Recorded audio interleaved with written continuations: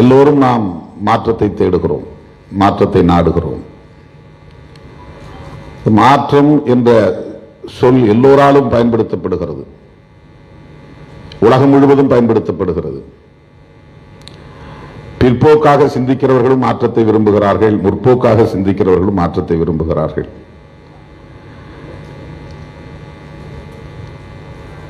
அது என்ன பிற்போக்காக சிந்திப்பது, முற்போக்காக சிந்திப்பது? மாற்றம் என்பது ஒரு இயங்கியல் போக்கு, அதாவது டயலெக்டிக்கல் ஃபேக்டர், ஒரு டயலெக்டிக்கல் லா.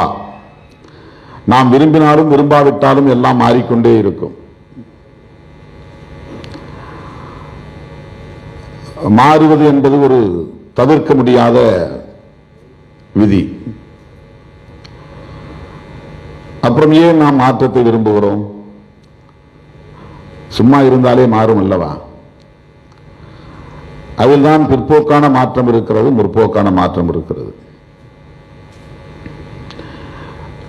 21ஆம் நூற்றாண்டிலிருந்து 22ஆம் நூற்றாண்டை நோக்கி நாம் சிந்திப்பது என்பது முற்போக்கான ஒரு சிந்தனை. அறிவியல் பூர்வமாக தொழில்நுட்ப வளர்ச்சியின் அடிப்படையிலான ஒரு மாற்றத்தை நாம் விரும்பினால் அது முற்போக்கான மாற்றம். இல்லை, 2000 ஆண்டுகளுக்கு முன்னால் இந்த சமூகம் இப்படித்தான் இருந்தது, எனவே அப்படியே அதே சமூக கட்டமைப்பை மறுபடியும் உருவாக்குவோம் என்று சனாதன சக்திகளும் விரும்புகிறார்கள். நாமும் நமக்கு முந்தைய காலத்தில் வாழ்ந்த சமூக கட்டமைப்பை சுட்டிக்காட்டுகிறோம், பௌத்த வாழ்வியலை சுட்டிக்காட்டுகிறோம். அதுவும் பல 100 ஆண்டுகளுக்கு பின்னால் இருந்த ஒரு சமூக கட்டமைப்பு தான். எனவே பௌத்தம் என்கிற அந்த வாழ்வியலை மறுபடியும் நாம் இங்கே மீட்டெடுக்க வேண்டும் என்று விரும்புகிற இந்த மாற்றத்தை பிற்போக்கான மாற்றம் என்று சொல்ல முடியுமா? காலத்தால் பிற்போக்கான ஒரு அளவு என்று சொல்லலாம். 1500 ஆண்டுகளுக்கு முன்னால் அல்லது 1000 ஆண்டுகளுக்கு முன்னால் இங்கே பௌத்தம் செழித்தோங்கி இருந்தது. அந்த பௌத்தத்தை மறுபடியும் நாம் இங்கே கட்டமைக்க விரும்புகிறோம் என்று சொல்லுவதற்கும், சனாதனம் இங்கே கோலோச்சிய காலத்தில், பார்ப்பனியம் இங்கே கோலோச்சிய காலத்தில் இந்த சமூக கட்டமைப்பு எப்படி இருந்ததோ அப்படி ஒரு சமூக கட்டமைப்பை நாங்கள் மீட்டெடுக்க விரும்புகிறோம் என்று சனாதன சக்திகள், சம்பரிவார்கள் விரும்புகிற அந்த மாற்றத்திற்கும் வேறுபாடு உண்டு. காயை நாம் பார்க்கிறோம், காயை அப்படியே விட்டால் பழமாக மாறுவதை நாம் பார்க்கிறோம், பழத்தை அப்படியே விட்டால் அழுகி போவதை நாம் பார்க்கிறோம். ஆக பூ காயாக மாறுவது ஒரு மாற்றம்தான், காய் பழமாக மாறுவது ஒரு மாற்றம்தான். பழத்தை அப்படியே விட்டுவிட்டால் அழுகி அது சிதைவது என்பதும் ஒரு மாற்றம்தான். அது தன்னியல்பாக நடக்கிற மாற்றம். அந்த காயை நாம் மருத்துவத்திற்கு பயன்படுத்தினால் நாம் விரும்புகிற ஒரு மாற்றத்தை நாமே ஏற்படுத்துகிறோம். காயை பழுக்க விடாமல் அதை நாம் மருத்துவத்திற்கு பயன்படுத்தலாம், உணவாக பயன்படுத்தலாம், கறியாக சமைக்கலாம். ஆகவே அதுவும் ஒரு மாற்றம்தான். பழமாக ஆன பிறகு பழத்தை சாராக, அதை அழுக விடாமல் தடுத்து முன்கூட்டி அதை பழச்சாராக மாற்றி அதை உணவாக எடுத்துக்கொள்வதும் மாற்றம்தான். பழத்தை பழச்சாராக மாற்றுவதும், நம் பயன்பாட்டுக்கு பயன்படுத்திக் கொள்வதும், தேவைக்கு பயன்படுத்திக் கொள்வதும் மாற்றம்தான். எனவே மாற்றம் எதற்கானது, எதை நோக்கியது, எத்தகைய தன்மை கொண்டது என்கிற புரிதல் நமக்கு தேவைப்படுகிறது. ஆகவேதான் மாற்றத்தை புரட்சிகரமான மாற்றம், புரட்சிகர மாற்றம் என்று சேர்த்து சொல்லுவது அவசியமானது. புரட்சிகரமான மாற்றம் என்றால் ரெவல்யூஷனரி சேஞ்சஸ், ரேடிக்கல் சேஞ்சஸ். முற்போக்கான மாற்றம் பிற்போக்குத்தன்மை கொண்டதல்ல, பழமைவாதத்தை கொண்டதல்ல, ஆண்டான் அடிமை சமூகத்தை கொண்டதல்ல.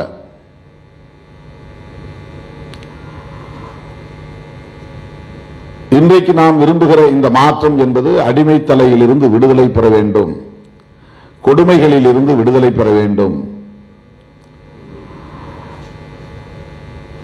மனிதன் என்கிற மாண்புகளோடு தன்மானத்தை மீட்டெடுத்து தலைநிமிர்ந்து வாழ வேண்டும். இதுதான் நாம் விரும்புகிற மாற்றம். ஆகவே தன்மானத்தோடு தலைநிமிர்ந்து வாழ வேண்டும் என்பதற்கான மாற்றத்தை தேடும் மருத்துவர்கள் இங்கே கூடியிருக்கிறோம். இந்த மாற்றம் என்பது ஒரு திசை வழியில்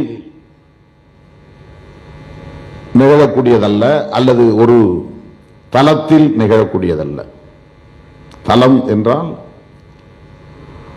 சோசியல், எக்கனாமிக்கல்,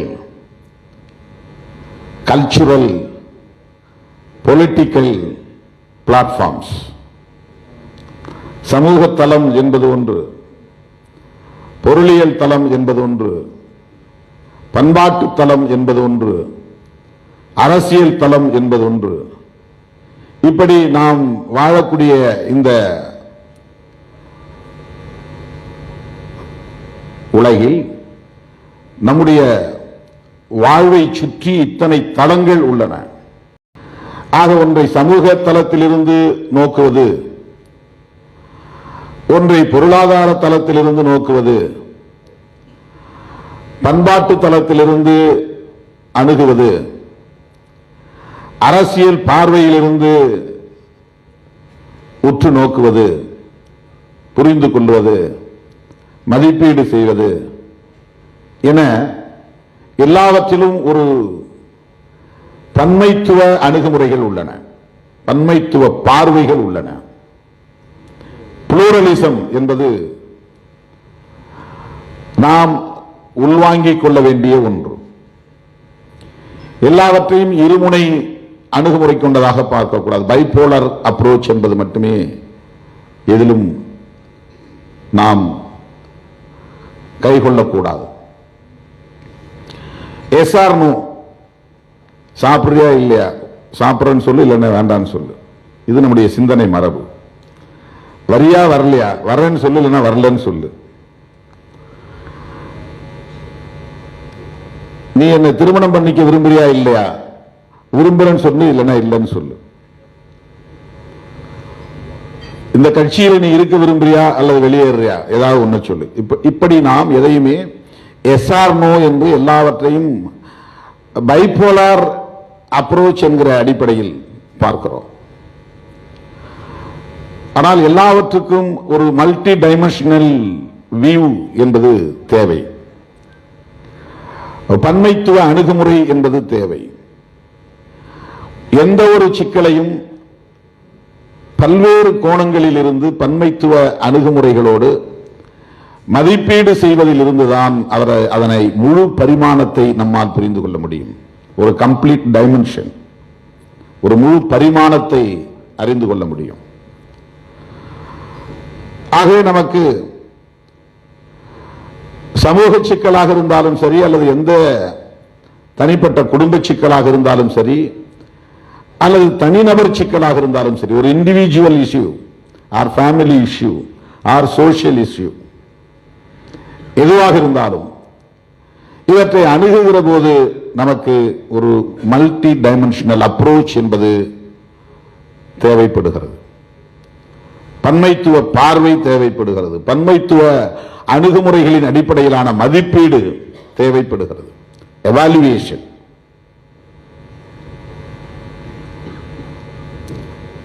ஆகவே எத்தகைய மாற்றத்தை நாம் விரும்புகிறோம்? சமூக மாற்றம், பொருளாதார மாற்றம், பண்பாட்டு மாற்றம், அரசியல் மாற்றம் எல்லாம் அடங்கியதுதான் ஒட்டுமொத்தமான விடுதலைக்கு உரிய மாற்றத்தை அது தரும். மார்க்சிய பார்வை நமக்கு தேவை. அது பொருளாதார பார்வைக்கு முக்கியத்துவம் தருகிற, முதன்மைத்துவத்தை தருகிற ஒரு அணுகுமுறை. அம்பேத்கரியம் என்பது மார்க்சியத்திற்கு முரண்பட்டதா? அம்பேத்கரியம் என்பது கம்யூனிசத்தில் இருந்து மாறுபட்டதா? இப்படி நாம் மார்க்ஸ் என்கிற தனிநபர்களிலிருந்தும் அம்பேத்கர் என்கிற தனிநபர்களிலிருந்தும் தத்துவத்தை மதிப்பீடு செய்கிறோம். ஆனால் அடிப்படையில் மனிதகுலம் ஒட்டுமொத்தமாக எல்லா அடையாளங்களையும் மறந்துவிட்டு மனிதகுலத்தை நாம் பார்த்தால் மனிதகுலத்தின் மீது ஆதிக்கம், ஒடுக்குமுறை, சுரண்டல் என்பதுதான்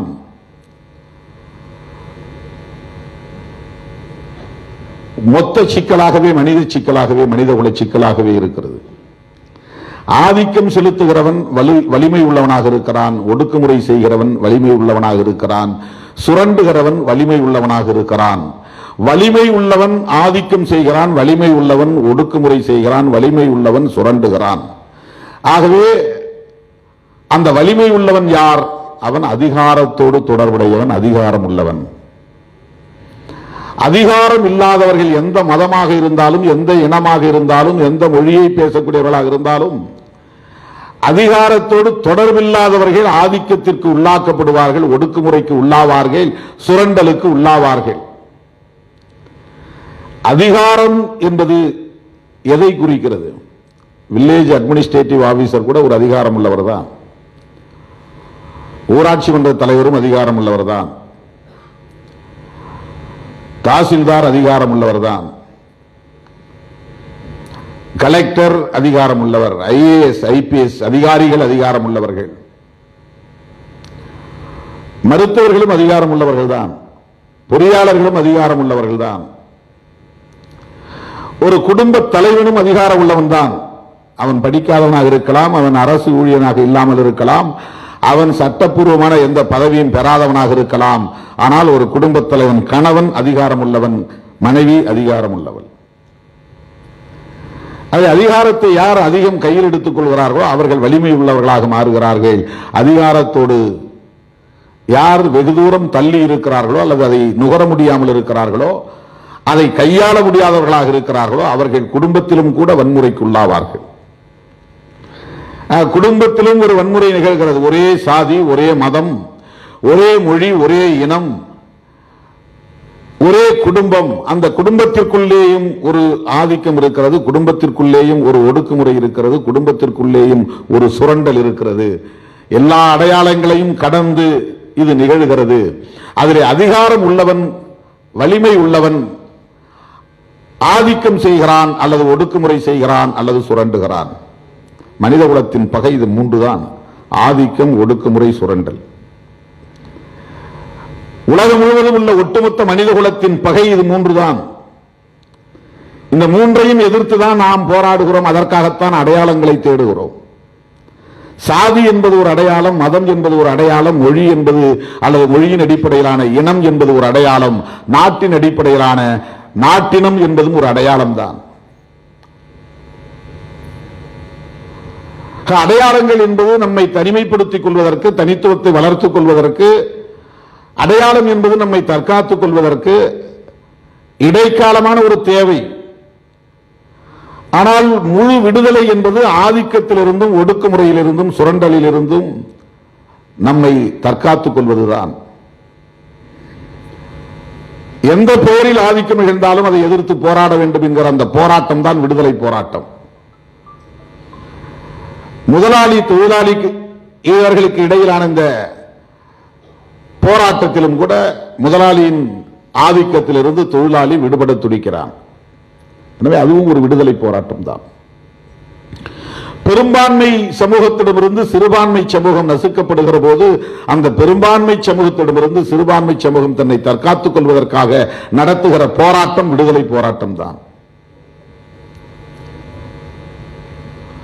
சிறுபான்மை என்பது மத சிறுபான்மையும் இருக்கிறது, மொழி சிறுபான்மையும் இருக்கிறது, நாட்டின சிறுபான்மையும் இருக்கிறது.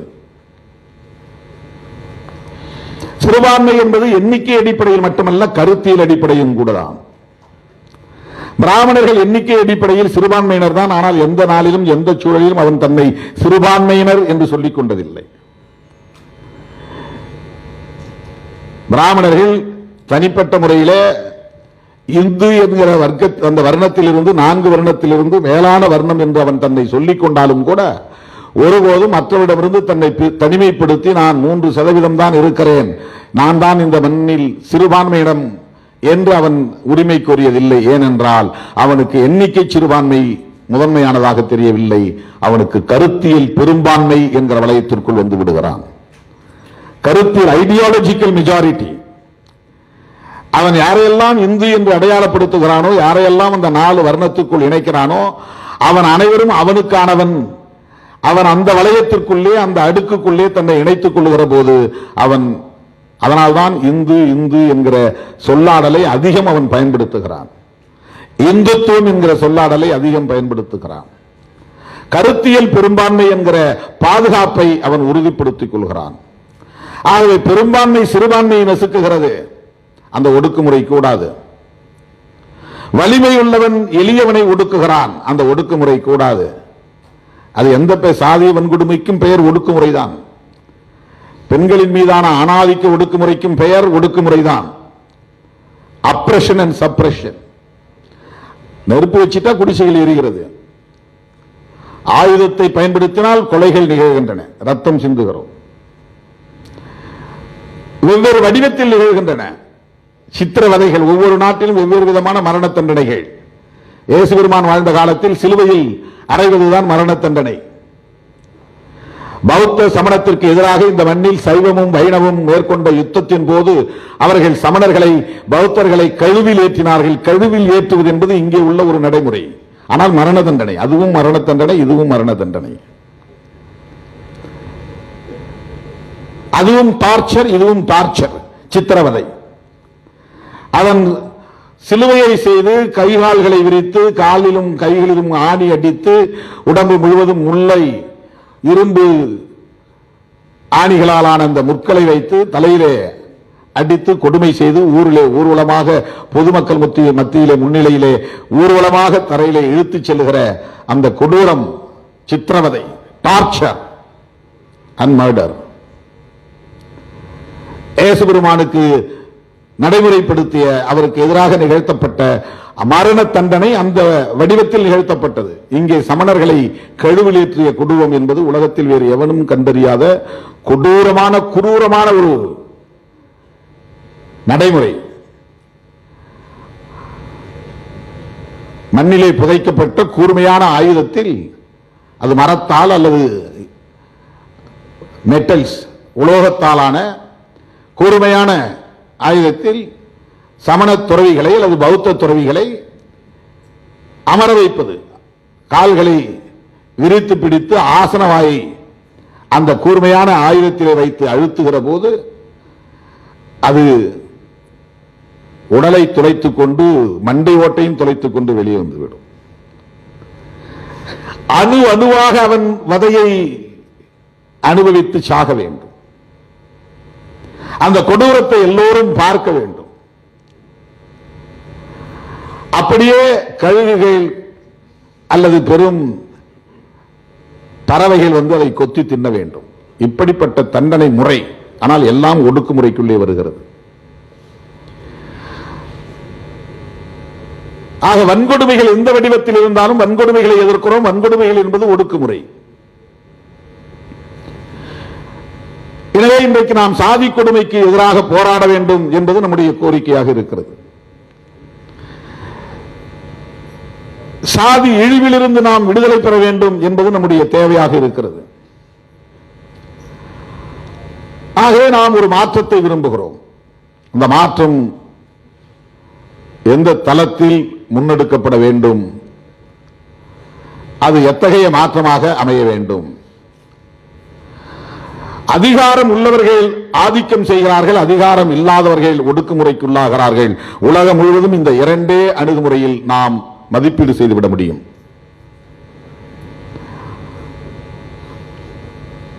ஆக அதிகாரம் என்பது, அட்மினிஸ்ட்ரேட்டிவ் பவர் என்பது ஒரு அதிகாரம் தான், பவர் என்பது ஒரு அதிகாரம் தான். எக்கனாமிக்கல் பவர், பொருளாதாரம் இருக்கும், அவன் வந்து எந்த பெரிய அதிகாரத்தில் இருக்க மாட்டான், பொருளாதாரம் இருக்கும், ஆனால் அவங்க தீர்மானிக்கக்கூடிய சக்தியாக இருப்பான், அது அதிகாரம் தான். சோசியல் பவர், சாதியில் பெரும்பான்மையா இருப்பான், அந்த பகுதி அவன் தான் பெரிய சாதிக்காரன், ஆனா வீடு ரொம்ப கம்மியா 10 வீடு தான் இருக்கும், ஆனா அவன் பெரிய சாதிக்காரன் என்கிற ஒரு ஸ்ட்ரெங்க் அவன்கிட்ட இருக்கும். அதுவும் அதிகாரம், அது social power, economical power, administrative power. ஆனால் எல்லா அதிகாரங்களையும் தீர்மானிக்கக்கூடிய உச்சபட்ச வலிமை கொண்ட அதிகாரம் பொலிட்டிக்கல் பவர், ஆட்சி அதிகாரம் என்பதுதான். ஆட்சி அதிகாரத்தில் இருப்பவர்கள் தான் அவர்கள் விரும்புகிற மொழியை ஆட்சி மொழியாக ஆக்குகிறார்கள். ஆட்சி அதிகாரத்தில் இருப்பவர்கள் தான் அவர்களின் மதத்தை பிற மக்களின் மீது திணிக்கிறார்கள். ஆட்சி அதிகாரத்தில் இருப்பவர்கள் தான் அவர்களின் கலாச்சாரத்தை பிற உழைக்கும் மக்களின் கலாச்சாரமாக மாற்றுகிறார்கள். ஆட்சி அதிகாரத்தில் இருப்பவர்கள் தான் அச்சுறுத்தியும் படுகொலை செய்தும் வன்கொடுமைகளை இழைத்தும் ஒடுக்குமுறைகளை ஏவியும் தங்கள் மதத்திற்கு அவர்களை மாற்ற மதமாற்றம் செய்கிறார்கள்.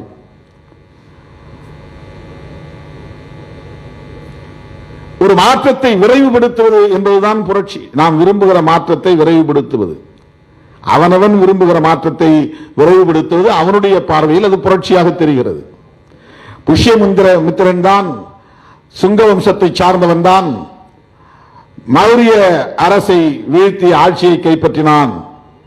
நமக்கு வீழ்ச்சி அவனுக்கு வீழ்ச்சி, நமக்கு தோல்வி அவனுக்கு வெற்றி, நமக்கு பின்னடைவு அவனுக்கு அது புரட்சிகரமான மாற்றம், அவனுக்கு அது புரட்சிகரமான மாற்றம். மீண்டும் பிராமணியம் வெற்றி பெற்றது, கலாச்சார புரட்சியை நடத்தினோம் என்று அவன் பெருமைப்படக்கூடிய ஒரு நிகழ்வாக அது அமைகிறது. இது மாறி மாறி நிகழும். இது ஒரு பொது விதி, இது ஒரு இயங்கியல் விதி, சர்வைவல் ஆஃப் த ஃபிட்டஸ்ட். இது ஒரு சயின்ஸ். வலிமை உள்ளவர்கள் வெல்லுவார்கள், வலிமை உள்ளவர்களை தக்கன தப்பி பிழைத்தல். வலிமை உள்ளவர்கள் தான் தக்கன என்றால் வலிமை உள்ளவர்கள், தப்பி பிழைத்தல் அவர்கள் தான் வெற்றி பெறுவார்கள், அவர்கள் தான் இங்கே வாழ்வார்கள்.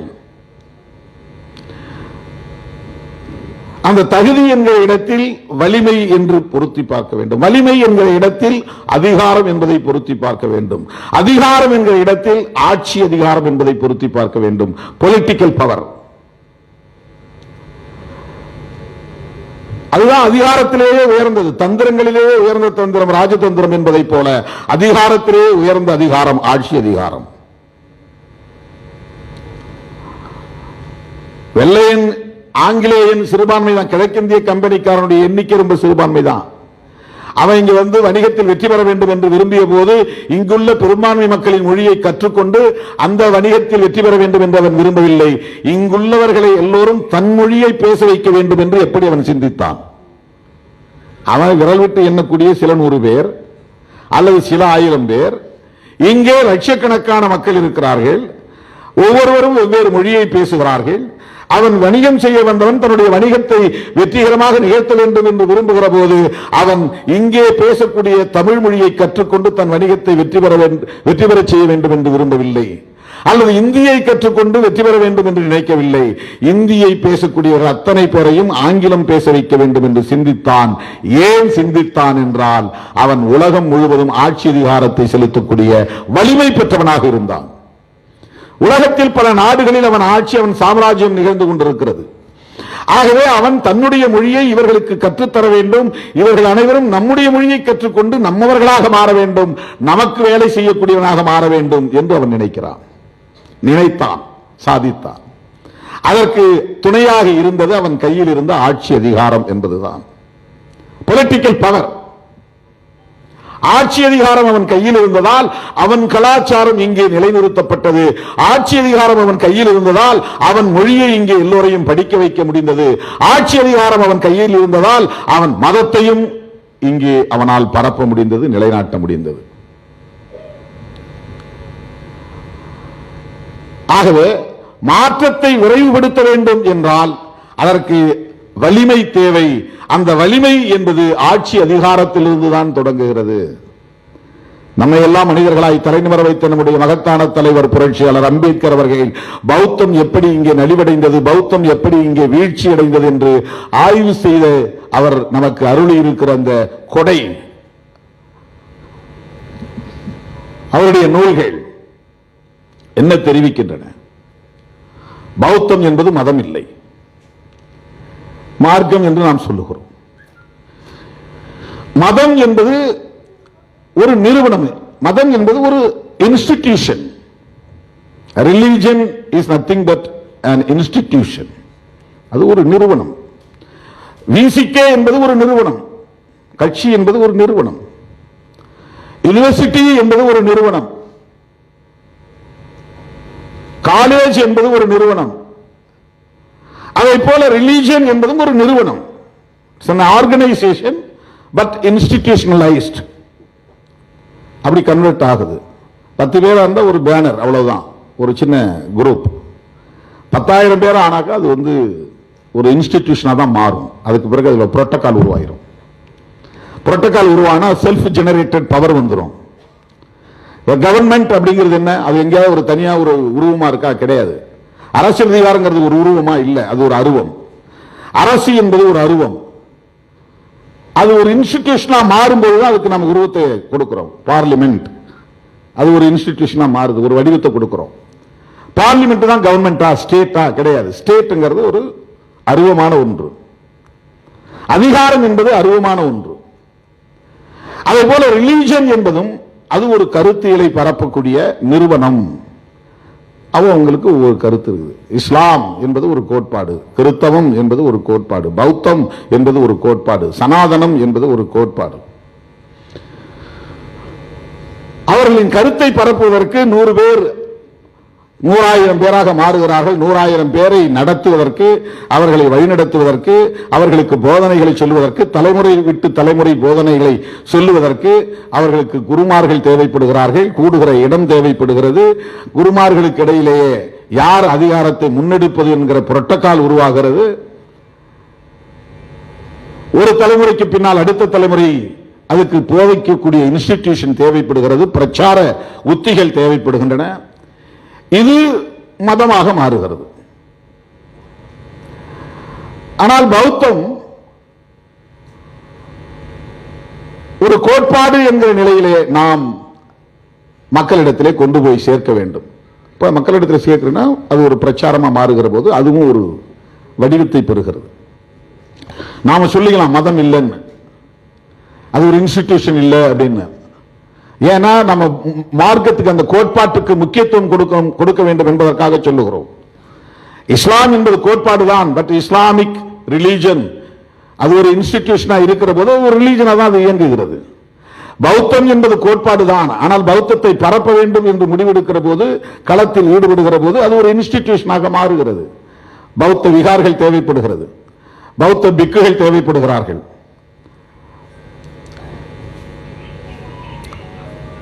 கௌதம புத்தர் சங்கம் தான் சொல்றாரு.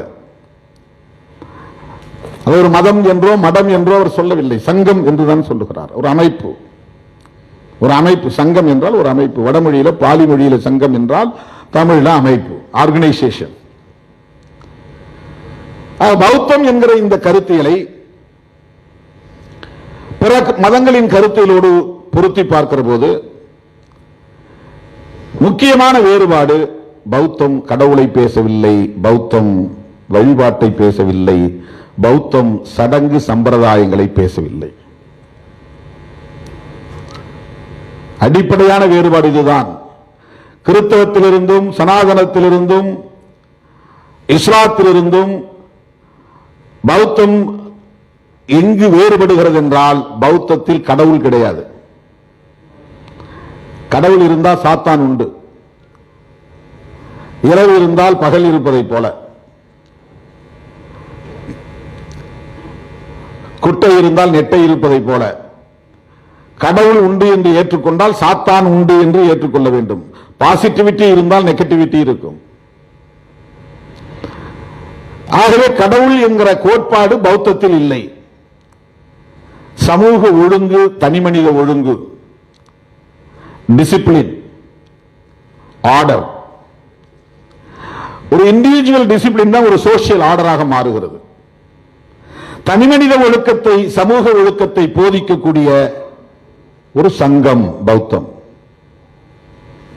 பொய் சொல்லக்கூடாது, திருடக்கூடாது, கொலை செய்யக்கூடாது, மது அருந்தக்கூடாது, தவறான காம இச்சைகளை விரும்பக்கூடாது, பஞ்சசீலம், இது ஒரு கோட்பாடு. இந்த டிசிப்ளின் தான் மிக முக்கியமானதாக இருக்கிறது. உளவியல் பக்குவத்தை ஏற்படுத்துவதற்கான, தனிமனித பண்பாட்டை வளர்ப்பதற்கான ஒரு கருத்தியலை அது போதிக்கிறது. இந்த கருத்தியல் பிற மதங்களில் இல்லையா என்றால் இருக்கும். ஆனால் பிற மதங்களில் கடவுளை பற்றிய, இறை அச்சம் பற்றிய கோட்பாடும் சேர்ந்து இருக்கிறது. கடவுளுக்கு உருவம் உண்டு, உருவம் இல்லை என்கிற மாறுபாடுகள் இருக்கலாம், முரண்பாடுகள் இருக்கலாம். ஆனால் கடவுளை பற்றிய விவாதமே இல்லாத ஒரு கோட்பாடு பௌத்தம். தனிமனித ஒழுக்கத்தை வலியுறுத்தக்கூடிய கோட்பாடு பௌத்தம்.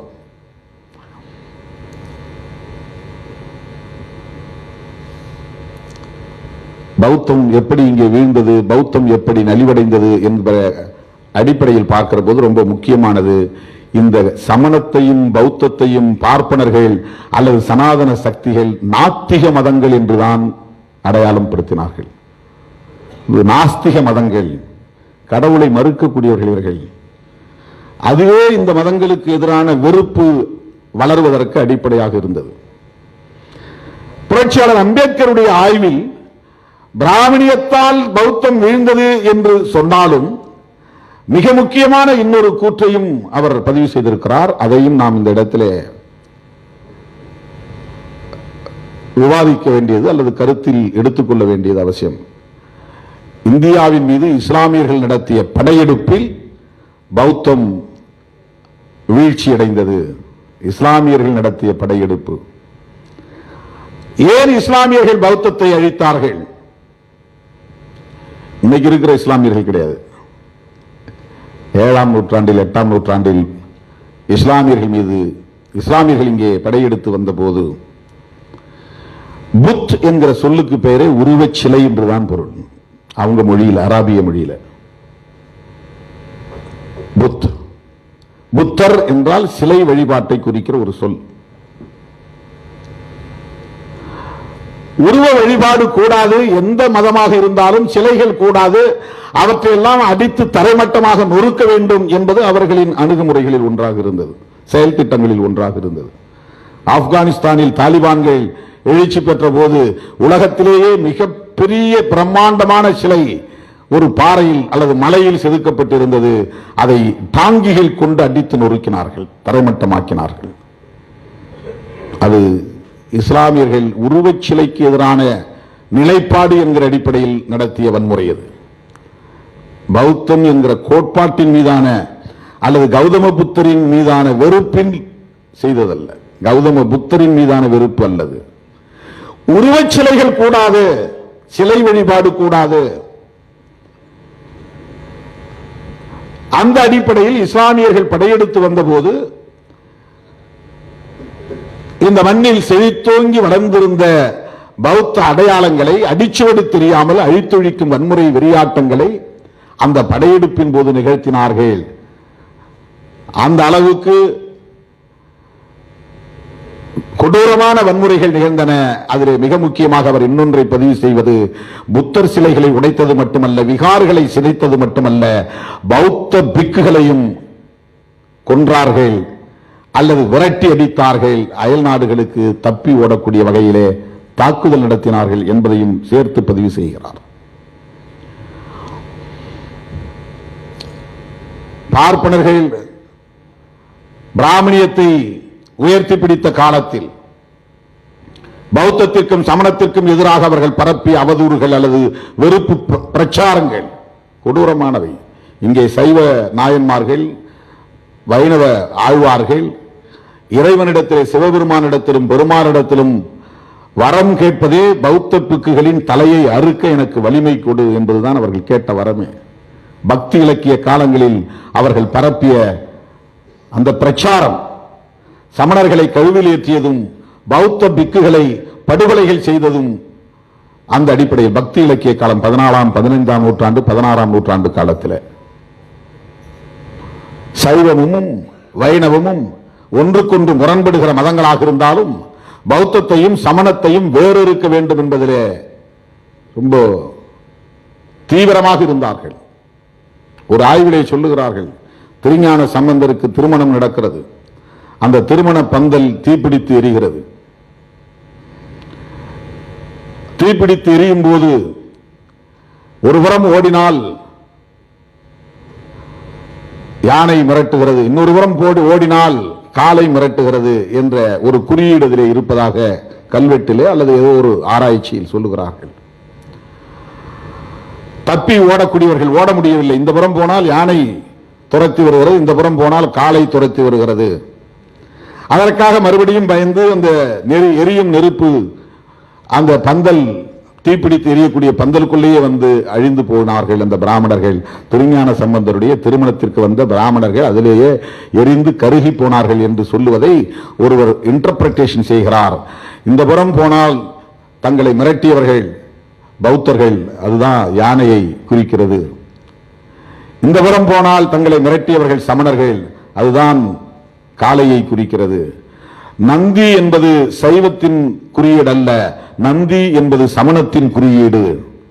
சிவபெருமான் கோயில்களின் முன்னால் இருக்கிற நந்தி சமணர்களின் குறியீடை தவிர அது சைவர்களின் குறியீடு இல்லை என்று ஒரு ஆய்வு சொல்லுகிறது.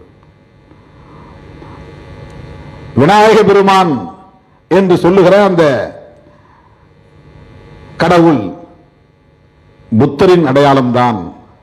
விநாயகர் யானை என்று சொன்னாலேயே பௌத்தர்களை குறிக்கிற ஒரு குறியீட்டு சொல்லுது.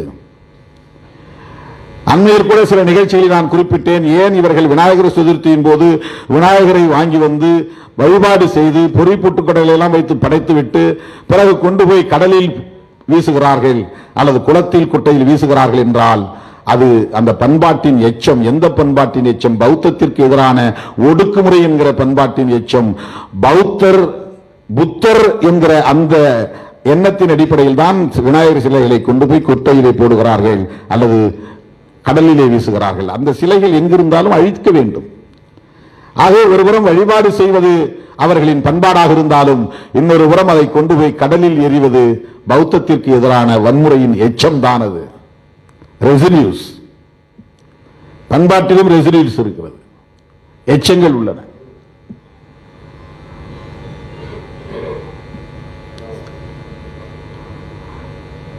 ஆக பௌத்தம் வீழ்ச்சியடைவதற்கு நலிவடைவதற்கு பிராமணர் அரசர்கள் கோலோச்சிய காலத்தில் நடத்திய தாக்குதல் ஒரு புறம், இஸ்லாமியர்கள் படையெடுப்பின் போது நடந்த வன்முறை இன்னொரு புறம். அதிலே முக்கியமாக பௌத்த பிக்குகள், பௌத்த குருமார்கள், பௌத்த குருமடங்கள், பௌத்த விகார்கள் முற்றாக அழித்தொழிக்கப்பட்டன. இஸ்லாமிய படையெடுப்பின் போது பிராமண அரசர்களும் தாக்கப்பட்டார்கள். பார்ப்பனியத்தின் மீதும் தாக்குதல் நடந்தது. ஆனால் பார்ப்பனர்கள் அன்றைக்கு ஆட்சி அதிகாரத்தில் ஆங்காங்கே இருந்த காரணத்தினால் அவர்கள் இஸ்லாம் மன்னர்களோடு சமரசம் செய்து கொள்ளக்கூடிய, இணைந்து இணக்கமாக வாழ்ந்து தப்பித்துக் கொள்வதற்கான ஒரு சூழலை அவர்கள் கையாண்டார்கள். ஆனால் பௌத்தம் மறுபடியும் மீழ்ச்சி பெறுவதற்கு இங்கே விகார்களே இல்லாமல் போய்விட்டது, பௌத்த பிக்குகளே இல்லாமல் போய்விட்டார்கள், பௌத்த குருமார்களே இல்லாமல் அழித்தொழிக்கப்பட்டு விட்டார்கள். எனவேதான் அது முற்றாக சிதைந்து போனது என்று புரட்சியாளர் அம்பேத்கர் தன்னுடைய ஆய்வில் பதிவு செய்கிறார். ஒரு அமைப்பை சிதைத்து விட்டார்கள், அந்த அமைப்புக்கான தலைமைகளை சிதைத்து விட்டார்கள். ஒருபுறம் பார்ப்பன தாக்குதல், பார்ப்பனிய தாக்குதல், இன்னொரு புறம் அந்த காலத்தில் நடந்த இஸ்லாமிய படையெடுப்பு. இரண்டையும் அவர் மேற்கோள் காட்டுகிறார், அதற்கான சான்றுகளை காட்டுகிறார், அதற்கான ஆய்வு அறிக்கைகளில் இருந்து புள்ளி விவரங்களை எடுத்து தருகிறார். எனவே அப்படி பௌத்தம் இங்கே வீழ்ச்சியடைந்த நிலையில், நலிவடைந்த நிலையில் மறுபடியும் பௌத்தத்தை நாம் மீட்டெடுக்க வேண்டும் என்று கனவு காணுகிறார் புரட்சியாளர் அம்பேத்கர் அவர்கள். அதில் முக்கியமாக பௌத்தத்தை மீட்க வேண்டும் என்று சொல்லுவதை விட இந்துத்துவ அடையாளத்தை உதற வேண்டும், அதிலிருந்து வெளியேற வேண்டும் என்பதுதான் முதன்மையானது. ஆகவே ஏலோ மாநாட்டில் பேசுகிற போது புரட்சியாளர் அம்பேத்கர் அவர்கள் 1935 என்று கருதுகிறேன், அப்போது அவர் பேசுகிறார், நான் பிறக்கும் போது இந்துவாக பிறந்திருக்கலாம், ஆனால் ஒரு இந்துவாக சாக மாட்டேன் என்று உறுதிமொழி சங்கல்பம் எடுக்கிறார். 21 ஆண்டுகளுக்கு பிறகு அவர் பௌத்தத்தை தழுவுகிறார். பௌத்தத்தை தழுவினார் என்பதை விட இந்து மதத்திலிருந்து ஒரே நாளில் தனது தலைமையில் பல லட்சம் பேரோடு வெளியேறுகிறார். உலக வரலாற்றிலேயே லட்சக்கணக்கானவர்கள் ஒரே நாளில் ஒரு அடையாளத்தை உதறிவிட்டு வெளியேறிய ஒரு புரட்சி என்றால் அது நாக்பூரிலே நடந்த அந்த பண்பாட்டு புரட்சி. புரட்சியாளர் அம்பேத்கர் அவர்கள் எடுத்த எடுப்பிலேயே அவர் அரசியல் ரீதியாக மக்களை அமைப்பாக்க முயற்சித்தார். இண்டிபெண்டன்ட் லேபர் பார்ட்டி அமைத்தார். அரசியல் அடிப்படையில் இந்த மக்கள் விழிப்புணர்வு அற்றவர்களாக இருக்கிறார்கள், அமைப்பாக திரட்ட முடியவில்லை. சுதந்திர தொழிலாளர் கட்சியை அவர் வெற்றிகரமாக முன்னெடுக்க இயலவில்லை. ரிபப்ளிக்கன் பார்ட்டியை உருவாக்க வேண்டும் என்று கனவு காணுகிறார். அதற்குள்ளாக அவர் பௌத்தத்தை தழுவிய சில மாதங்களில் உயிரிழந்து விடுகிறார், காலமாகி விடுகிறார். ஆனால் முதல் முயற்சி என்பது மக்களை அரசியல் ரீதியாக அமைப்பாக்க வேண்டும் என்பதுதான். மக்களை அரசியல் ரீதியாக அமைப்பாக்க தடையாக இருப்பதற்கு பல காரணங்கள் இருக்கின்றன. அதில் முக்கியமாக இந்த மக்கள் பண்பாட்டு சிக்கலில் மூழ்கி கிடக்கிறார்கள்.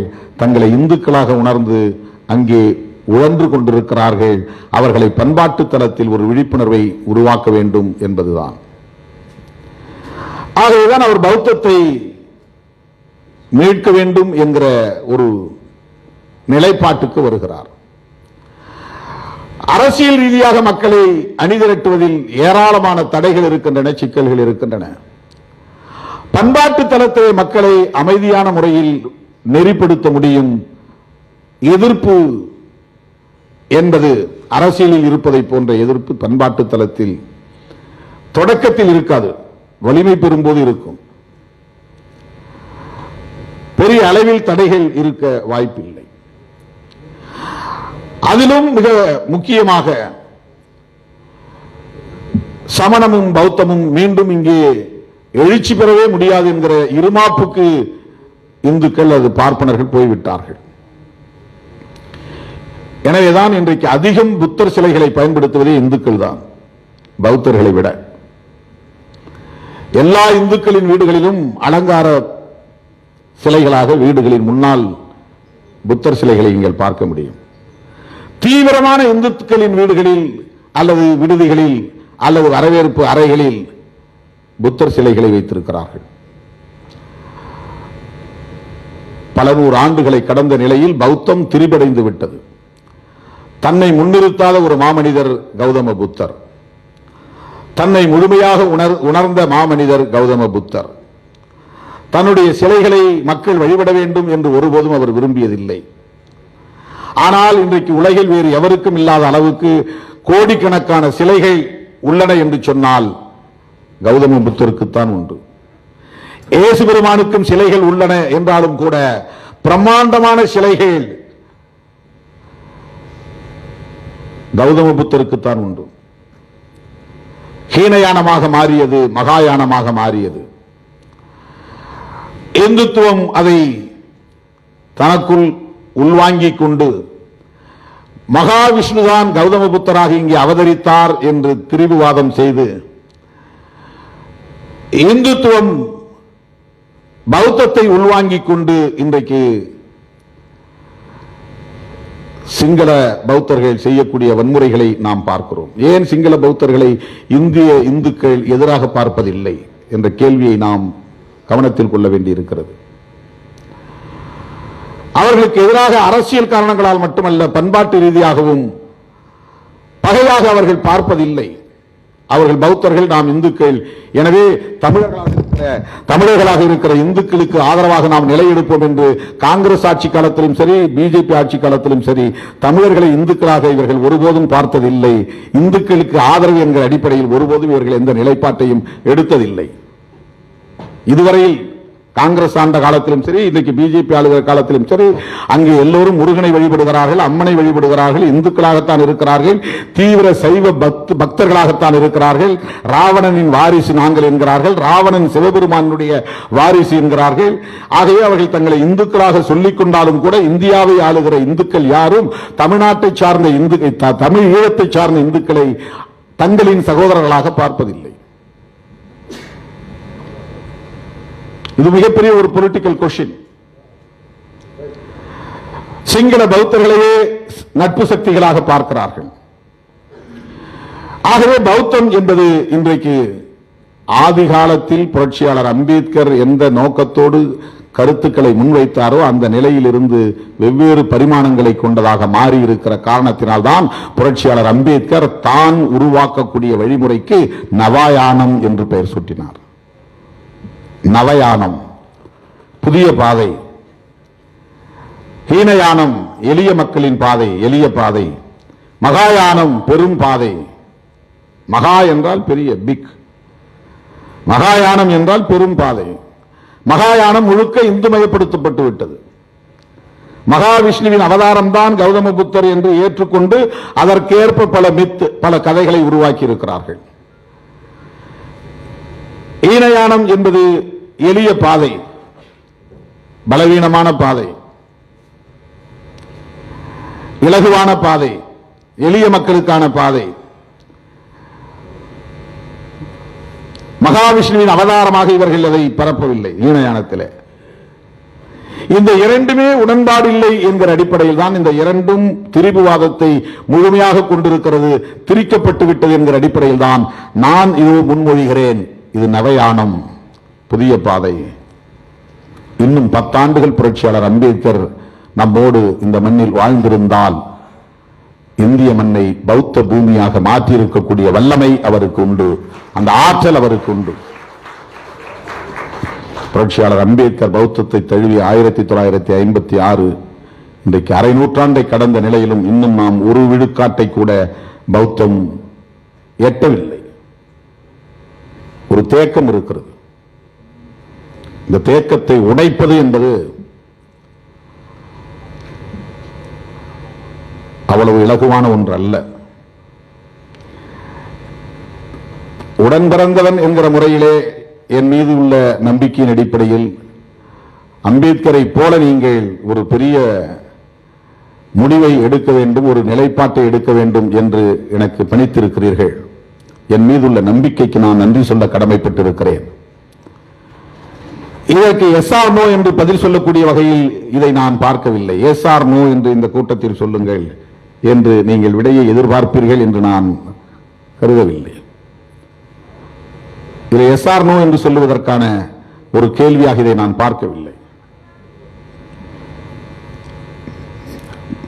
பல கோணங்களில், பல பரிமாணங்களில் நாம் அணுக வேண்டிய தேவை இருக்கிறது. தனிப்பட்ட முறையில் நான் வாழ்வதே ஒரு கடவுள் நம்பிக்கையற்றவனாக அல்லது வேறு சடங்கு சம்பிரதாயங்களில் எந்த நம்பிக்கையும் இல்லாதவனாக, பஞ்சசீல கொள்கையை பின்பற்றக்கூடியவனாக நான் வாழ்ந்து கொண்டிருக்கிறேன். எனவே என்னை பொறுத்தவரையில் உணர்வு அடிப்படையில், என்னுடைய புரிதல் அடிப்படையில் நான் ஒரு புத்திஸ்ட்.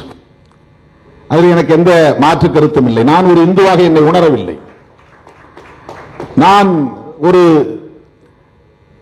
சிவனையோ பெருமாளையோ கடவுளாக வணங்குகிறவன் அல்லது முருகன் கூட தமிழ் கடவுள் என்று ஏற்றுக்கொள்கிறவன் என்கிற அடிப்படையில் அந்த கடவுள் நம்பிக்கை கொண்டவனாக நான் வாழவில்லை. 13-14 வயசுல எனக்கு அதெல்லாம் போயிடுச்சு.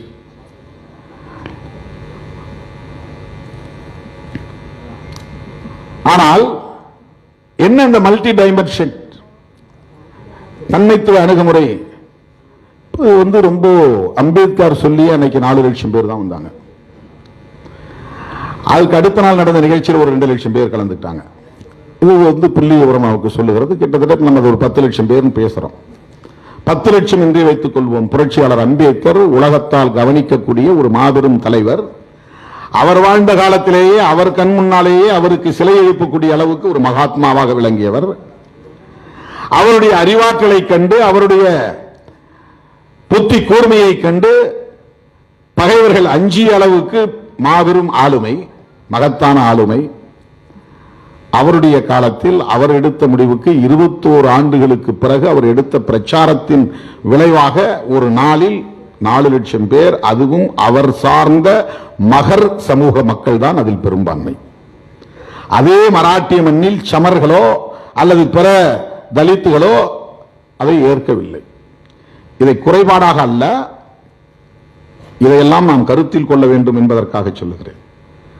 அந்த மாமனிதரின் அறைகூவலை ஏற்று படித்தவர்கள் மதம் மாறவில்லை, பௌத்தம் ஏற்கவில்லை. அந்த மாமனிதரின் அறைகூவலை ஏற்று ஒட்டுமொத்த மராட்டிய தலித்துகள் அந்த பௌத்தத்தை தழுவவில்லை. அந்த மாமனிதரின் அறைகூவலை ஏற்று அவரால் பயன்பெற்ற அரசு ஊழியர்கள் அகில இந்திய அளவில் பௌத்தத்தை ஏற்கவில்லை. அந்த மாமனிதரின் அறைகூவலை ஏற்று அவர் சார்ந்த மகர் சமூக மக்கள் மட்டும்தான் அன்றைக்கு 1956 90 விழுக்காடு அளவுக்கு அந்த பௌத்தத்தை ஏற்றுக்கொண்டார்கள். அவரோடு நம்மை ஒப்பிடுகிற போது நாம் பூபதி ஜான் சொன்னதைப் போல ஒரு அணு, கண்ணுக்கு தெரியாத அணு அளவுக்கு கூட சமமானவர்கள் இல்லை. நாம் சொன்னால் எத்தனை ஆயிரம் பேர் வருவார்கள் என்று வேண்டுமானால் கணக்கிலே நீங்கள் போட்டு பார்க்கலாம். இன்னைக்கு வேணா பல லட்சம் பேர் உறுப்பினர்களாக இருக்கலாம். திருமாவளவன் பௌத்தம் தழுவுவதை ஒரு மாபெரும் இயக்கமாக எடுக்கிறான் என்று சொன்னால் இந்த எண்ணிக்கை சடசடவென சரிந்து போகும். இது யதார்த்தமான உண்மை. ஒரு 5000 பேர் வரலாம், அல்லது ஒரு 50,000 பேர் வரலாம். அதன் பிறகு நான் 10ஓடு 11 அத்தோடு இது ஒன்று என்று நான் ஒரு பௌத்த துறவியாக, ஒரு பௌத்த பிக்குவாக ஒரு பௌத்த மடத்திலே போய் அமர்ந்து கொள்ளலாம். நான் அதன் பிறகு சனாதனத்தை விமர்சிக்க முடியாது. அதைவிட அது கூட எனக்கு பிரச்சனை இல்லை. இதை கவனத்திலே நான் மாறுபட்ட கருத்தாக சொல்லவில்லை. இதையெல்லாம் நாம் கவனத்திலே எடுத்துக்கொள்ள வேண்டிய தேவை இருக்கிறது. எனக்கு இருக்கிற கவலை, மிகப்பெரிய கவலை, புரட்சியாளர் அம்பேத்கர் ஒரு முடிவெடுத்து விட்டால் கண்ணை மூடிக்கொண்டு அந்த முடிவை நாம் பின்பற்ற வேண்டும் என்பதிலே மாற்று கருத்து இல்லை. அந்த அளவுக்கு நாம் அவரை ஒரு மாபெரும் புரட்சியாளராக ஏற்றுக்கொண்டிருக்கிறோம். அவர்தான் நமக்கான ஆசான், அவர்தான் நமக்கான வழிகாட்டி, அவர்தான் நமக்கான மென்டார். அதில் எந்த மாற்று கருத்தும் இல்லை. ஆனால் 1975-76 அந்த காலகட்டத்திலே ஒரு சம்பவம் எங்க ஊரில் நடந்தது. திடீரென்று வெள்ளம் பெருக்கெடுத்து, ஒரு சின்ன ஆறு தான் அது, ஆனால் வெள்ளம் பெருக்கெடுத்து ஓடுகிறது.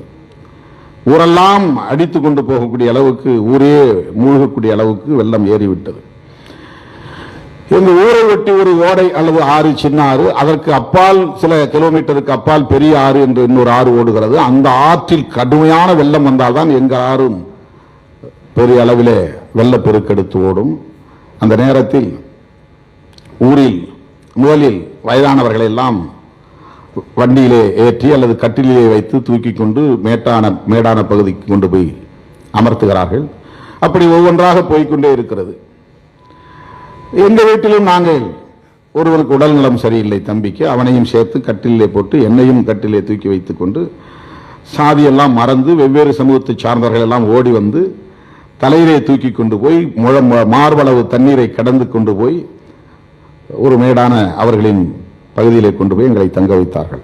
நாங்கள் எல்லாம் கிளம்பும்போது எங்க அப்பா மட்டும் கிளம்பல, நான் இங்கேயே இருக்கிறேன். ஆனால் வெள்ளம் பெருக்கெடுத்து வருது. ஏன்னா அங்கே கட்டி கிடக்கிற ஆடு, கட்டி கிடக்கிற வீடு, வர வயசான வின்னர் 2 பேர் வெளியேற முடியாத நிலை இருக்கு. அவங்களெல்லாம் பார்க்கணும். உங்களுக்கு ஆபத்து வந்து அதை நான் பார்த்துக்கிறேன். எல்லோரும் வெளியேற வேண்டும், வெள்ளம் பெருக்கெடுக்கிறது, தப்பிக்க வேண்டும், எல்லோரும் வெளியேற வேண்டும் என்கிற நிலையிலும் இன்னும் இங்கே இருப்பவர்களை காப்பாற்ற வேண்டும், இந்த குடிசையை காப்பாற்ற வேண்டும், இந்த ஆடு மாடுகளையும் காப்பாற்ற வேண்டும், என்ன செய்வது என்கிற அந்த பொறுப்புணர்வோடு தங்கி அந்த இடத்தில் இருக்க வேண்டும். நீங்கள் எல்லோரும் போங்கள் என்று சொல்லுகிற அந்த உளவியல் இருக்கிறது பாருங்கள். அதுபோல கிறிஸ்தவர்களாக மாறுகிறோம், பௌத்தர்களாக மாறுகிறோம், இஸ்லாமியர்களாக மாறுகிறோம். ஆனால் தொடர்ந்து இந்து மதத்திற்குள்ளேயே ஒரு பெரும் சமூகம் இருந்து கொண்டே இருக்கிறது. அவர்களின் நிலை என்ன? அவர்களை யார் பாதுகாப்பது என்கிற பெரிய கேள்வி நம் முன்னால் இருக்கிறது. நாம் இங்க இருக்க ஒரு 500 பேர் பௌத்தத்துக்கு மாறிட்டோம், எங்களுக்கு இந்து மதம் சம்பந்தம் இல்லை. அதனால இப்ப ராஜவர்த்தனன் சொல்லும்போது கூட ஒரு முக்கியமான கருத்தை சொன்னார். சாதி ஒழிப்பை பற்றி நாம் பேச வேண்டிய அவசியம் இல்லை, ஏன்னா நாம் எல்லாம் பௌத்தர்களா மாறிடுவோம். So there is no question at all about annihilation of caste. நமக்கு அது ஒரு கொஸ்டினே மாறா போறதில்ல. சாதியை ஒழிக்கணும் நம்ம சொல்ல வேண்டிய தேவை இல்லை. நீ புத்திஸ்டா மாறிட்டீங்க, நான் மாறிட்டேன், ஆனா என் தம்பி அங்கே கிடக்கிறான். நான் மாறிட்டேன், என் மாமன் அங்கே கிடக்கிறான், என் மச்சான் அங்கே கிடக்கிறான், அவனுக்கு பிள்ளைகள் பிறக்கிறது, மறுபடியும் சேரி அங்கேயே இருக்கிறது, மறுபடியும் அந்த எண்ணிக்கை அப்படியே இருக்கிறது, மறுபடியும் அந்த சமூக அடையாளங்கள் அங்கேயே இருக்கின்றன. அவர்களின் நிலை என்ன? 100 விழுக்காடு மாற முடியுமா? டோட்டல் ரெவல்யூஷன் எங்கேயுமே நடக்காது. பார்ஷியல் ரெவல்யூஷன் தான் நடக்கும். அதுதான் டோட்டல் ரெவல்யூஷனுக்கு வழிவகுக்கும். இது ஒரு விதி.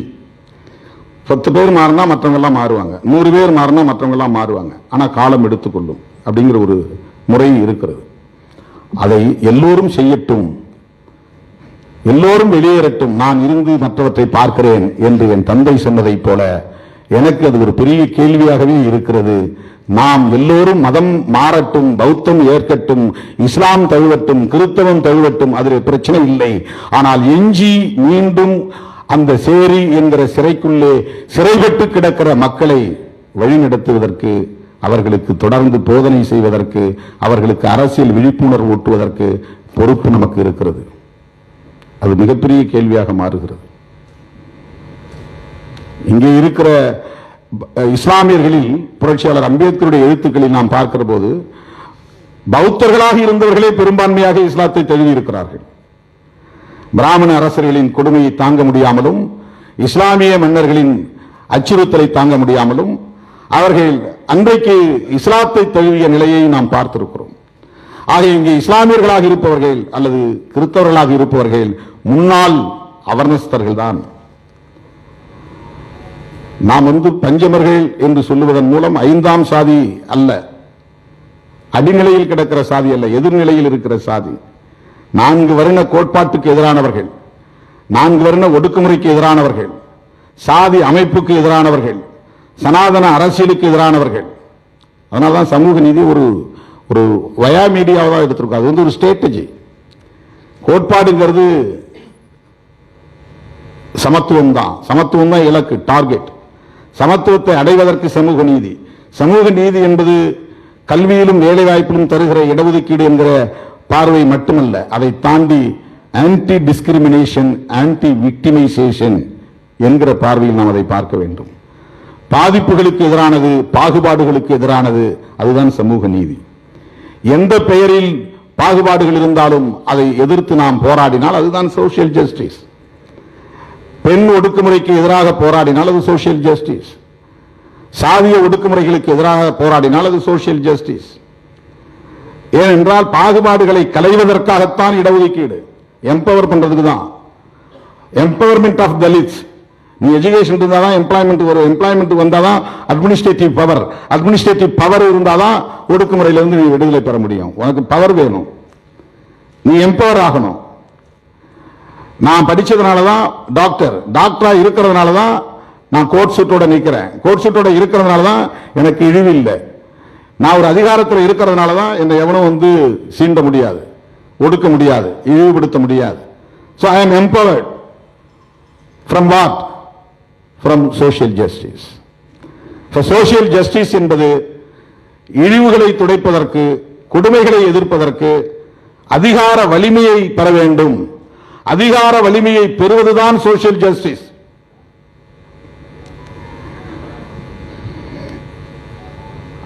அதிகாரத்தை கைப்பற்றுவதுதான் விடுதலைக்கு வழி.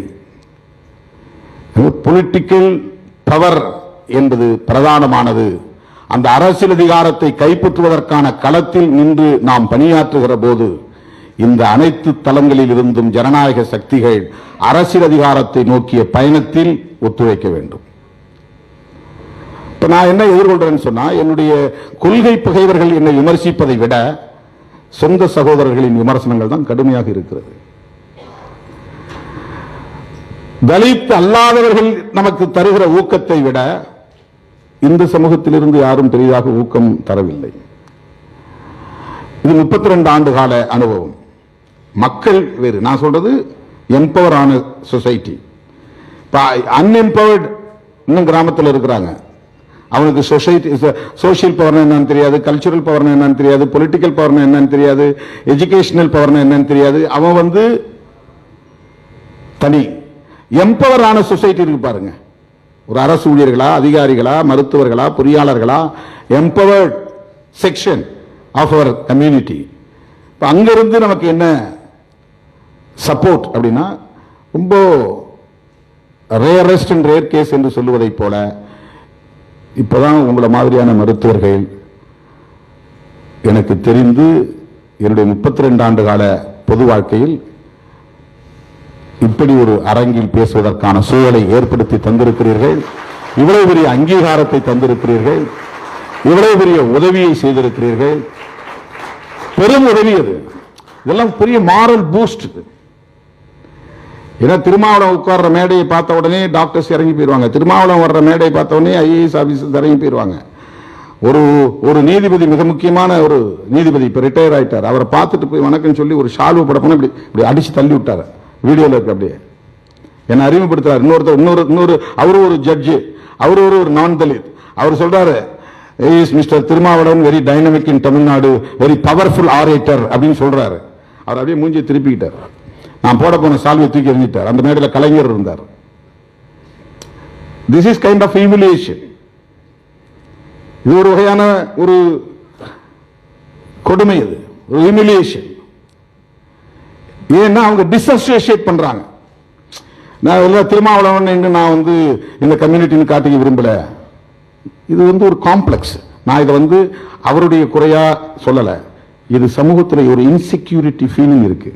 டாக்டர்ஸ்க்கு இன்செக்யூரா ஃபீல் பண்றாங்க, பொறியாளர்கள் இன்செக்யூரா ஃபீல் பண்றாங்க, டிஆர்ஓ கலெக்டர் இன்செக்யூரா ஃபீல் பண்றாங்க. அது சோசியல் ஹேண்டிகேப். அது ஒரு வகையான ஒரு ஹேண்டிகேப். அது எப்ப அவங்களுக்கு தைரியம் வரும்?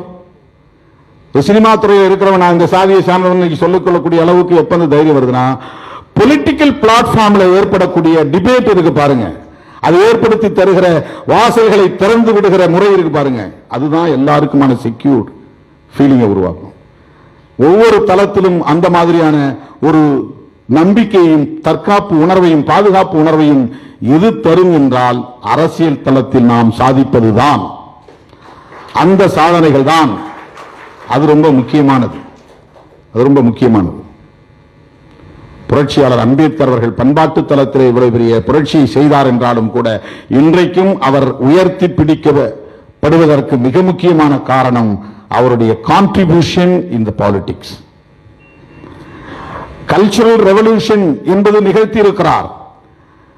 அதைவிட உலகம் முழுவதும் அவரை எவ்வாறு அறியப்படுகிறார், அவர் எவ்வாறு அறியப்படுகிறார் என்றால் ஒரு ஸ்டேட்ஸ்மேன். அவர் வந்து ஒரு பெரிய பொலிட்டிக்கல் டிப்ளமேட். அவர் அரசியல் தளத்தில் அவர் செய்த கான்ட்ரிபியூஷன் என்பதுதான் உலகளாவிய அளவில் இன்னும் பேசப்படுகிறது. அதுதான் இன்றைக்கும் விவாதத்திற்கு எடுத்துக் கொள்ளப்படுகிறது. எனவே கலாச்சார தளத்தில் நீங்கள் ஆற்றக்கூடிய பணிகளுக்கு 100 விழுக்காடு விடுதலை சிறுத்தைகளின் முழுமையான ஒத்துழைப்பு உண்டு. சனாதனத்திற்கு எதிரான எல்லா கடமைகளையும் நாம் ஆற்ற வேண்டும். சாதிய வன்கொடுமைகளுக்கு எதிராக விழிப்புணர்வை ஏற்படுத்த வேண்டும். பண்பாட்டு தளத்தில் மிக தீவிரமான பங்களிப்பை நாம் செய்ய வேண்டும். அப்படியே நம்ம போயிட்டோம்னா அந்த பண்பாட்டு தளங்கிறது ஒரு வழுக்குப்பாறை மாதிரி. அது நீங்க ஒரு பௌத்த பிக்கு கிட்ட போனா ஒருத்தர் என்ன வந்து பெங்களூர்ல வந்து என்னை வந்து பார்த்த உடனே நான் ஒரு இந்து துறவின்னு நினைச்சிட்டேன். ஏன்னா ஒரு காவி உடையில உட்கார்ந்து இருந்தார். நான் அவர்கிட்ட பேசவே இல்லை. அப்படி ஒரு பெங்களூருக்காரர் அமைதியா இருந்தேன். அவர் முதல்ல என்கிட்ட இங்கிலீஷ்ல தான் பேசினார். அப்புறம் டப்புன்னு தமிழ்ல பேசினார். இப்போ அவருக்கு தமிழ் தெரிஞ்சதுன்னு எனக்கு மகிழ்ச்சியா இருந்து. அவர் எடுத்த எடுப்புல கேட்டார், நீங்க என்ன ஆரியனெல்லாம் எதிர்க்கிறீங்க, ஆரிய எதிர்ப்புலாம் ஏன் அப்படின்னாரு. ஏன் என்னங்க ஏன் ஆரியன்னா பௌத்த பிக்குன்னு அர்த்தம் அப்படின்னாரு. பிக்குகளுக்கு தான் ஆரியன்னு பேரு. ஆரியன்னா தூய்மையானவன், ஆரியன்னா நேர்மையானவன், ஆரியன்னா நல்ல ஒழுக்கம் உள்ளவன் அர்த்தம். நீங்க ஆரியனை எதிர்க்கிறீங்கன்னா இப்ப பௌத்த பிக்கு எதிர்க்கிறீங்களான்னு கேட்டார். எனக்கு அது அதிர்ச்சியா இருந்தது. தப்பு இல்லை, அவர் கேட்டது சரி. அவருடைய பார்வை அதுவாக இருக்கிறது. இன்னொரு நண்பர், நான் மதுரையிலிருந்து பேருந்தில் ஏறின விடியற் காலையில் 5 மணிக்கு. அவர் அந்த பேருந்தில் இருந்தார் சென்னைக்கு வரும்போது. நான் சொல்றது 92 அந்த காலகட்டத்தில். அப்போ வந்து மதுரையில் ஒட்டப்பட்டிருந்த சுவரொட்டிகளை அவர் பார்த்திருப்பார் போல் இருக்கும். அவர் பின்னால் உட்கார்ந்து ஓடி வந்து என்னை பார்த்துட்டு ஜெய்பீம் சொன்னாரு. நானும் ஜெய்பீம் சொன்னேன். நீங்க என்ன நம்ம சகோதரியை எதிர்த்து போராட்டம் நடத்துறீங்கன்னாரு. யாருங்க சகோதரி? என்ன சந்திரிகாவை எதிர்த்துலாம் போராட்டம் நடத்துறீங்களா என்னாரு. எப்படி சந்திரிகா சகோதரின்னு? அவங்க புத்திஸ்டுங்க. நீங்க போய் சகோதரி சந்திரிகாவை எதிர்த்து போராட்டம் நடத்துறீங்க, இதெல்லாம் தப்புங்க. எனக்கு தூக்கி வாரி போட்டுச்சு. நான் அவ சிங்களச்சிங்கிறதுக்காக தாங்க போராட்டம் நடத்துறேன், தமிழர்களை கொன்று குவிக்கிறேன், அதனால போராட்டம் நடத்துறேன். அவங்க புத்திஸ்ட், நீங்க போய் அவங்கள போய் வந்து நீங்க எதிர்க்கிறது தப்புங்க. இந்த பார்வை எப்படி எல்லாம் நமக்கு வந்து எப்படி இன்புட்ஸோ அப்படிதான் அவுட்புட்ஸ். இப்ப நான் வந்து என்னால வந்து சிங்கள ராஜபக்சவையோ அல்லது சந்திரிகாவையோ அவன் புத்திஸ்ட், அதனால என்னுடைய சகோதரனை என்னால பார்க்க முடியல. நான் வந்து ஆரியர் எதிர்ப்பு அப்படிங்கறது வந்து பிராமணிய எதிர்ப்புங்கிற அடிப்படையில் தான் நான் அதை பார்க்கிறேன். ஆரிய இனம், திராவிட இனம், மரபினம், அது ரெண்டு ரேஷியல் குரூப். அது ஆரிய எதிர்ப்புங்கிறத வந்து நாம திராவிட பார்வையிலிருந்து ஆரிய எதிர்ப்பை முன்வைக்கிறோம், அம்பேத்கர் பார்வையிலிருந்து ஆரிய எதிர்ப்பை முன்வைக்கிறோம். ஆனா ஒரு பௌத்த பிக்கு என்ன சொல்றாரு, ஆரியன் அப்படின்னா அவன் வந்து நல்லவன், நல்ல ஒழுக்கம் உள்ளவன், நேர்மையானவன், நடத்தையில் சிறந்தவன், அதனால ஆரியங்கிற சொல்ல நீங்க வந்து வேற யாருக்கும் பாப்பானுக்கு உரியது கிடையாது அப்படின்னாரு. ஆரியன்னா பாப்பான் கிடையாது, ஆரியன்னா பௌத்த பிக்குன்னாரு. இது நடந்தது. இது வந்து விவாதத்துக்காக நான் சொல்றேன், இந்த மாதிரி இருக்கு. எனவே பௌத்தத்தை புரட்சியாளர் அம்பேத்கர் நவயானம் என்கிற பார்வையிலிருந்து முன்வைத்தார். நாம் ஹீனயானத்தையோ மகாயானத்தையோ நம்முடைய பௌத்த அடையாளமாக உள்வாங்கிக் கொள்ளக்கூடாது என்கிற பொறுப்புணர்வோடு, எச்சரிக்கை உணர்வோடு, தொலைநோக்கு பார்வையோடு தான் முன்வைக்கக்கூடிய முன்மொழியக்கூடிய கருத்தியலுக்கு நவயானம் என்று பெயர் வைத்தார். அந்த நவயானத்தை முன்னெடுத்து செல்வதற்கு நாம் முழு முயற்சியில் களப்பணி ஆற்றுவோம். எந்த நிகழ்ச்சியாக இருந்தாலும் திருமாவளவனை நீங்கள் அழையுங்கள், விடுதலை சிறுத்தைகள் முழு ஒத்துழைப்பாக இருப்போம். உங்களுடைய டிமாண்ட் என்பது ஹைலி ப்ரீமெச்சூர்டு. நான் இன்னைக்கு அதை ஒத்துக்கிட்டு நாளைக்கு அறிவிச்சேன்னு சொன்னா என்னால 10 வருஷத்துக்கு பின்னால கூட 20 வருஷத்துக்கு பின்னால கூட என்னால் ஒரு 50,000 பேரையோ 1,00,000 பேரையோ வேண்டுமானால் இதை கொண்டு வர முடியுமே தவிர நீங்கள் சொன்னதை போல 1.25 கோடி பேரையும் அப்படி மாற்றிவிட முடியாது. அப்படி மாற்றுவதற்கான டிப்ளமசி உங்களிடம் இருந்தால் அதற்கு நான் முழு ஒத்துழைப்பாக இருப்பேன். அதை முழுமையாக உள்வாங்கிக் கொள்வேன், ஏற்றுக்கொள்வேன் என்பதை சொல்லி, சமூக நீதி என்பதுதான் நமக்கான போர்வால். சமூக நீதியை அழித்தொழிப்பதற்கு, சிதைத்தொழிப்பதற்கு எந்த முனையிலிருந்து சனாதன சக்திகள் தீங்கிழைத்தாலும் அதை எதிர்கொள்வதற்கு விடுதலை சிறுத்தைகள் முன்னெடுக்கும் முயற்சிகளுக்கு உங்களுடைய முழுமையான ஒத்துழைப்பு தேவை.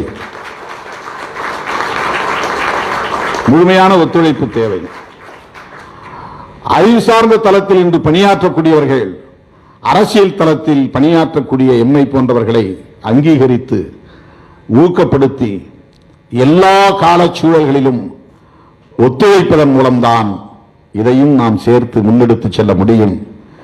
விடுதலை சிறுத்தைகள் கொள்கை பார்வையோடு, கோட்பாட்டு பார்வையோடு புரட்சியாளர் அம்பேத்கருடைய வழியில் மக்களை அமைப்பாக்கி கொண்டிருக்கிறது.